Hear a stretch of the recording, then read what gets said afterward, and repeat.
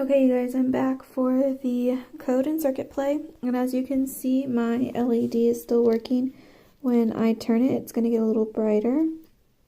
It blinks, and as I keep turning it, it has different reactions. So now it's like at its really slowest.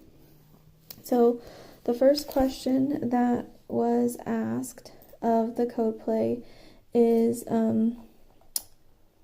what happens if you use two digital pins rather than a digital and an analog. So my first thought was to switch from A0 over here on the analog side, and we will put it into one of these, I don't know which one of these, I guess 8? 8 looks good, so we'll put it into 8. Okay, so as of right now, nothing is really changed. I guess it is flashing faster than it was, so let's just see how that real quick. So yeah, it's definitely slow. And then I take it out, put it over here, and it's flashing faster, which I'm not entirely sure why, but it is. So I'm going to come over here to my code, and I'm using the original one with all of the notes, but when you come down and we're defining our pin mode and our sensor mode, instead of doing 0, I'm going to type in 8. I'm going to debug and upload. Okay, and then when I do this, it's going faster actually, and I'm going to turn it, and it's actually having no reaction at all. So I'm going to go ahead and go back to A1 or A0, and it is now just like on completely because the code is off. So I'm going to come back, I'm going to fix this again. We're going to debug and upload, and now we are back in business. Okay, so then the second follow-up question was, what if I put them both onto analog instead of in digital? And my first thought is, if it's not digital, then it's not receiving the code from the script. So if it's not even getting that, it's going to be a problem. So first off, I'm going to need a new wire that's long enough. So I'm going to go ahead and change this from here all the way. We're going to do A2 and then plug this back in since it didn't fit before anyway. Okay, I accidentally pulled out the LED. Okay, and as of right now, nothing is happening. And again, I think it's because something has to be on this side in order for it to be receiving digitally. Otherwise, I think I have to plug it in on this side for it to receive analog, but I'm not sure.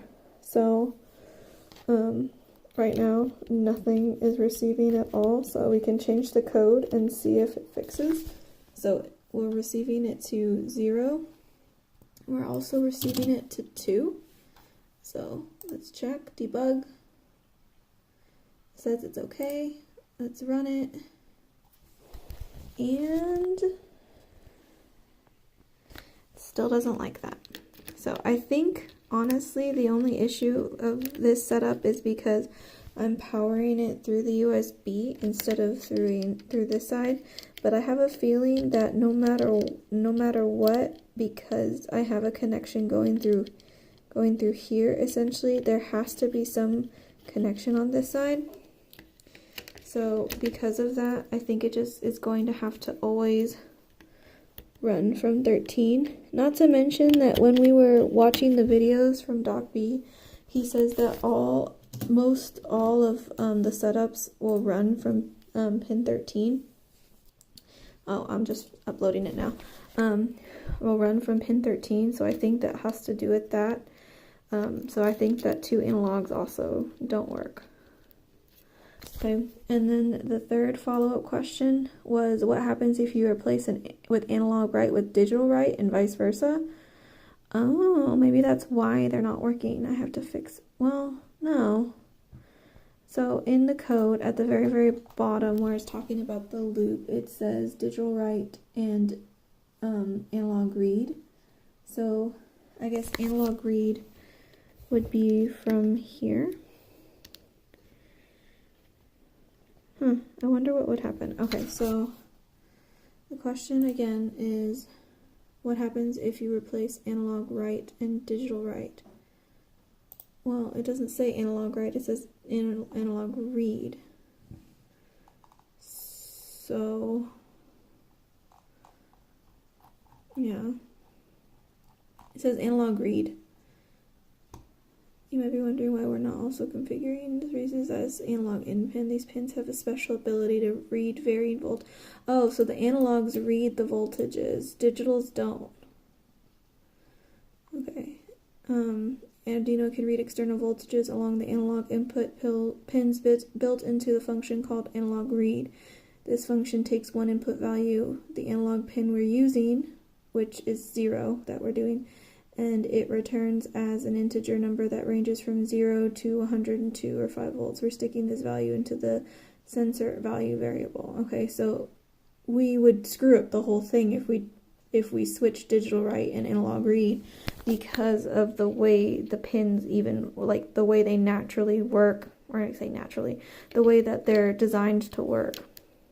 So my theory would be that even if we switched the code and we got the wires to match, it still wouldn't work, because like how we talk about with an LED, even if you rotate it, it won't work because it has to flow a certain way. So just like we had discussed in our last video, even though this is the same component and the wires are the same, because one's positive and one's negative, it doesn't work unless you flow the correct direction. So I think the same thing with analog read and analog write, and so I think I would break the whole thing even if I attempted it. So we probably are not even going to try that.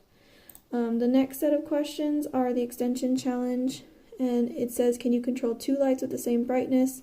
And I'm going to go ahead and try these, and I'm going to take pictures.